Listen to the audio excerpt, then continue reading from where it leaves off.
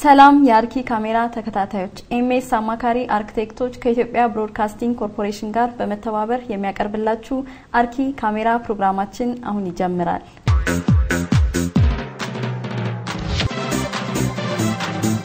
በከንቲባ ፕሮግራማችን ጉለሌ የእጽዋት ማዕከል ከዓለማችን የእጽዋት ማዕከላት ጋር ያላቸውን አንጻራዊ ዳሰሳ እናቀርብላችኋለን። ተከታተሉን። ይህንን ፕሮግራም ስፖንሰር ያደረገልን ጉለሌ የእጽዋት ማዕከል ነው። እናመሰግናለን።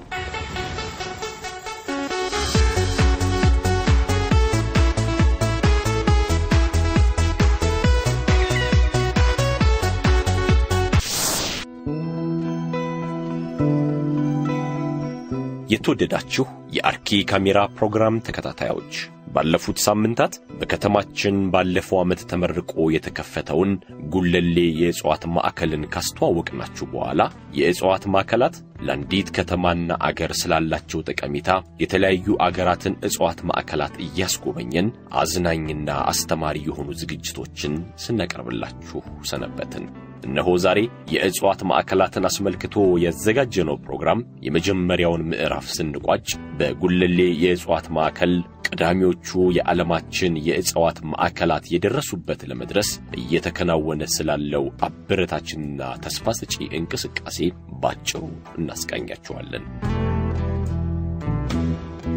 ኢትዮጵያ በጂኦግራፊያዊ አቀማመጧ የአፍሪካ ጣሪያ ከሚባሉትና ከባህር ወለል በላይ እስከ 4620 ሜትር ከፍታ ካላቸው የሰሜን ተራሮች ጀምሮ የዓለማችን ምድር ቤት ወለል ሊባሉ እስከሚችሉት ከባህር ወለል በታች እስከ 126 ሜትር ዝቅ ብለው እስከሚገኙት የዳሎል ረባዳ ስፍራዎች ድረስ የሚገኙባት ድንቅ ሀገር ናት። ጉለሌ የእጽዋት ማዕከል በመሰራት ላይ ያለው በእነዚህ ሁሉ የአገራችን ክፍሎች ያሉ እጽዋትን ከያሉበት በማምጣት በዚህ ማዕከል በሳይንሳዊ መንገድ እንዲበቅሉ እንዲለምዱና እንዲያድጉ ማድረግ ነው።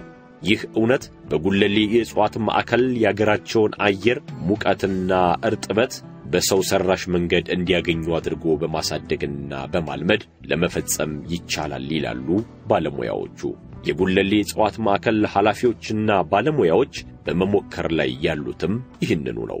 የእጽዋት ማዕከላት አንደኛ ሲጠቃለል ማለት ነው ዝርያዎችን በመላ ዓለም የሚገኙ የተለያዩ እጽዋት ዝርያዎችን በአንድ አካባቢ በማሰባሰብ እነዚህ ዝርያዎች በተለያየ ችግር ለምሳሌ በዘመናዊ እርሻ መስፋፋት አሁን ከበቅርቡ ጊዜ ደግሞ ባለፉት ዓመታት ደግሞ የአየር ንብረት ለውጥ አለ ዝርያዎች እንዳይጠፉ በአንድ አካባቢ እንክብካቤ እንዲደረግላቸው ያስችላሉ።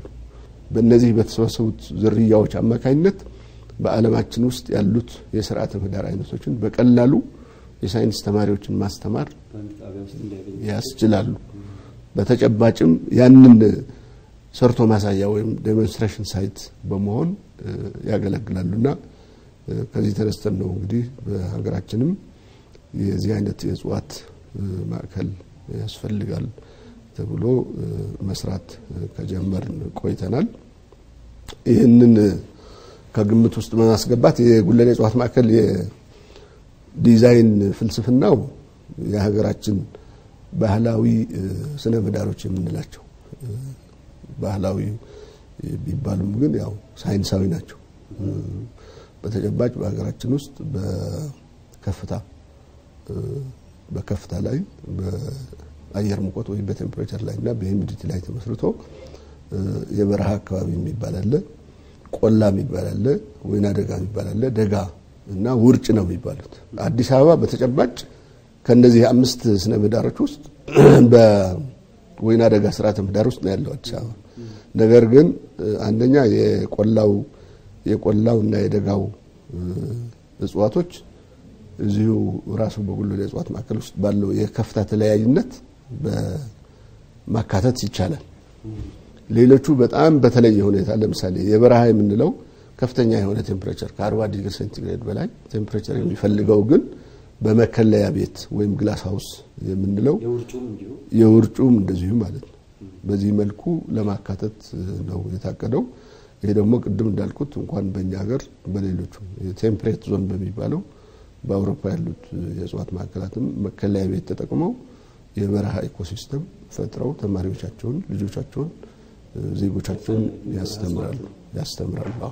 ስለዚህ ጉለሌ እጽዋት ማዕከል ኢትዮጵያን እንዲመስል ከፍተኛውን የተራራው ጫፎች ውርጭና ደጋን ዝቅ እያለም ሲሄድ ደግሞ ወይና ደጋ ቆላና በረሃን እንዲወክሉ ተደርጎ ይደራጃል።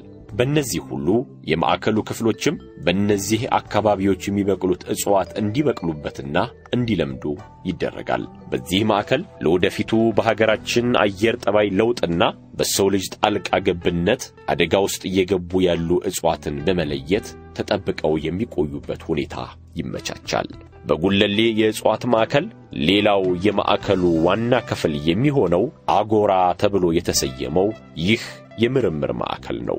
ከዚህ ቀደም በሌሎች የዓለማችን የእጽዋት ማዕከላት እንዳሳየናችሁ በዚህ አጎራ ተብሎ በሚጠራው ህንጻ ውስጥ የአገራችንና የዓለማችን እጽዋት ኸርባሪየም በሚባለው ሳይንስ ከነወዝ ከነውበታቸው ደርቀውና በእጽዋት አልበም በዚህ መልክ ተዘጋጅተው ከአስፈላጊ መረጃ ጋር በአግባቡ እንዲቀመጡ በማድረግ ተመራማሪዎች እንዲጠቀሙባቸው ይደረጋል።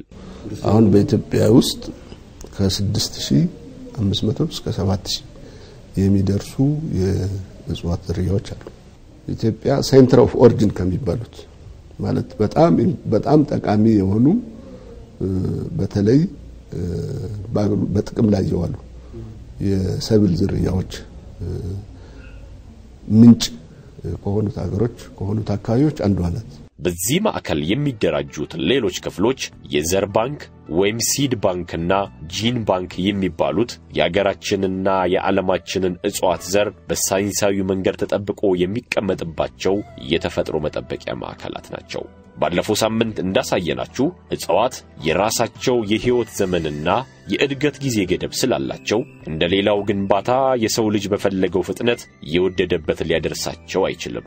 ይሁንና አንድ እጽዋት በእድሜ ዘመኑ ገደብ ውስጥ ያደገና ሙሉ የሆነ ይመጣ ዘንድ ከችግኝ አንስቶ በቂ በጀትን መድቦ በቂ ትኩረትን ሰጥቶና ተንከባክቦ ማሳደግን ይጠይቃል። በዚህ ሐሳብ መነሻ ጉለሌ የእጽዋት ማዕከል መልካምና ተስፋ ሰጪ ሊባል በሚችል ጅማሮ ቢጀምርም ከሌሎች የዓለማችን የእጽዋት ማዕከላት ጋር ስናነጻጽረው ግን ገና የልጅነት ዕድሜ ላይ የሚገኝ በመሆኑ ከሚመለከታቸው አካላት ሁሉ በቂ ድጋፍና ብርቱ ጥረትን እንደሚፈልግ መረዳት ይቻላል።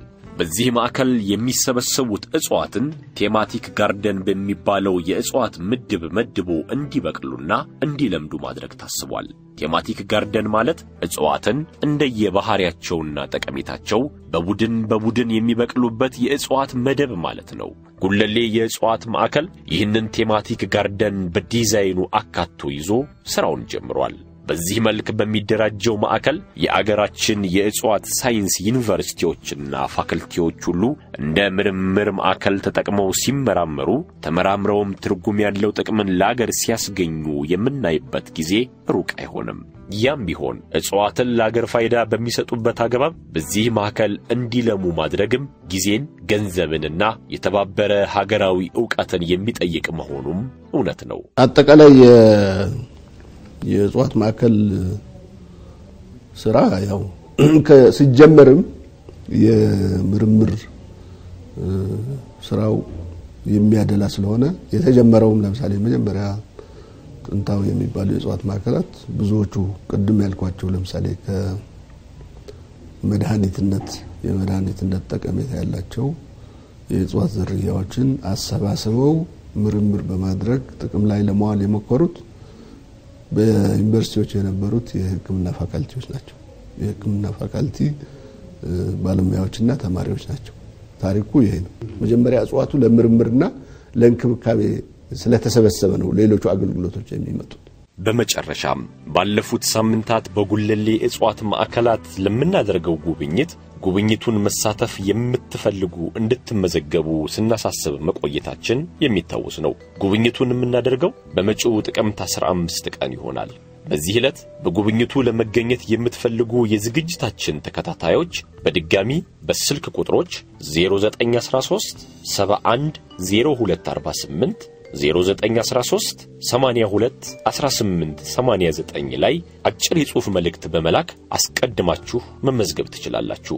በቅድሚያ ለተመዘገባችሁ እኛም ቅድሚያ የምንሰጥ መሆኑ እንደተጠበቀ ሆኖ በድጋሚ በመመዝገብ ለጉብኝቱ ፍላጎት እንዳላችሁ ማረጋገጥ ይኖርባችኋል። የጉብኝቱ መነሻ ስፍራ አዲሱ ገበያ ኖክ ማደያ ጀርባ የሚገኘው ጉለሌ የእጽዋት ማዕከል ቢሮ ነው። በጉብኝቱ ለመገኘት የሚመጡ ጎብኚዎችም ከጧቱ 2:30 እስከ 3 ባለው ጊዜ ውስጥ በማደያው ፊት ለፊት በመገኘት አስቀድሞ ያደረጉት ምዝገባ እየታየ በሚዘጋጁት የጉብኝት አውቶቡሶች ስፍራው እንዲያዝላቸው ይደረጋል። ምዝገባው ከተካሄደም በኋላ ወደ ጉለሌ እጽዋት ማዕከል በማምራት ከ2 እስከ 3 የሚፈጅ አስተማሪና አዝናኝ ጉብኝት ይደረጋል።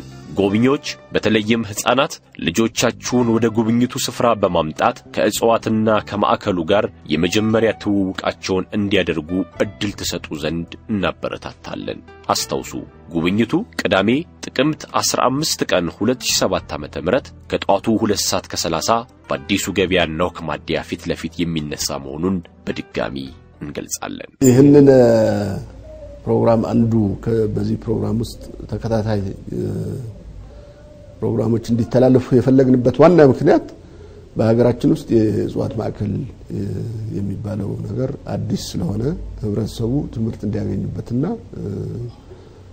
ወደፊትም ግንባታዎቹ ተጠናቀው ስራ እየጀመርን ስለሆነ ህብረተሰቡ የእጽዋት ማዕከሉ ቀጥተኛ ተጠቃሚ እንዲሆን ለማስቻል ነው። ሁለተኛውና ዋናው ከዚህ ጋር ተያያዥነት ያለው ደግሞ በሚቀጥለው ቅዳሜ ይህንን ፕሮግራም ተከታትለው በዚህ ፕሮግራም አማካኝነት ተመዝግበው በሚቀጥለው ቅዳሜ በሚደረገው ጉብኝት ላይ የፕሮግራሙና የእጽዋት ማዕከሉ ወዳጅ የሆኑ ሁሉ እንዲመጡ ነው መልእክቴን ማስተላለፍ እንፈልገው። በዛን ዕለት ከመጡ በእኛ በኩል ባለሙያዎች አዘጋጅተን በእጽዋት ማዕከሉ ውስጥ ያለው ነገር ሙሉ ለማብራራትና ዙረን ለማሳየት በእኛ በኩል በቂ ዝግጅት አድርገናልና በተለይ ለህፃናት ለተማሪዎችና የተፈጥሮ እንክብካቤ አፍቃሪ ለሆኑት ሁሉ ይህንን መልእክት ማስተላለፍ ፈልጋለሁ። ቀደም ሲል ያቀረብነውን ፕሮግራም ስፖንሰር ያደረገልን ጉለሌ የእጽዋት ማዕከል ነው። እናመሰግናለን። በታምረ ኮንስትራክሽን ፕሮግራማችን ባለፈው ሳምንት የተላለፈላችሁን የካንዛይን ኢንተርናሽናል ኤርፖርት በነበረው ቴክኒካዊ ችግር ምክንያት አሁን በድጋሜ እናቀርብላችኋለን። እንድትከታተሉን በአክብሮት እንጋብዛለን።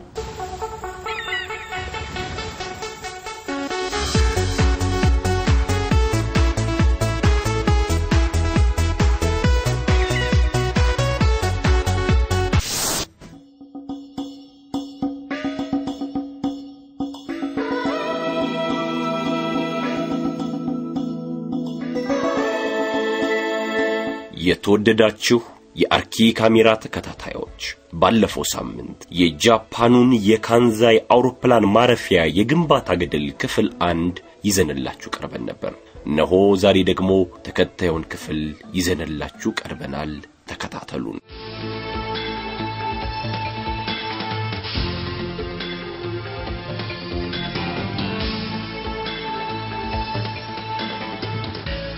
አንድ ሚሊዮን ሰራተኞች ከ200 ሚሊዮን ሜትሪክ ቶን በላይ የሆነ የሙሌት አፈር 10 ሚሊዮን አድካሚ የሥራ ሰዓታት እነዚህ ሁሉ አልፈው ትናንት የውቅያኖሱ አካል የነበረው ጥልቅ ባህር በይገባኛል ወደ መሬትነት ተመልሶ ትናንት ዝግ የነበረው ግራጫ ሰማይ ለወደፊቶቹ ብሩህ የተስፋ ቀናትና ለጄት አውሮፕላኖች በብርቶቹ ጃፓናውያን ዲሲፕሊንና ትጋት እነሆ ተከፈተ።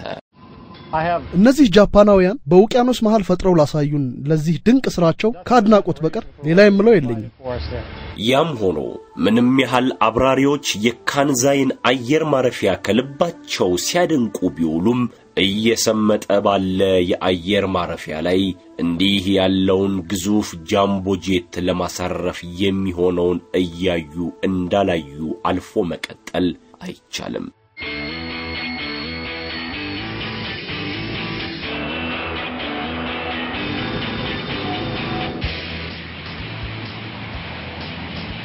በልደቱ የመጀመሪያ ዓመታት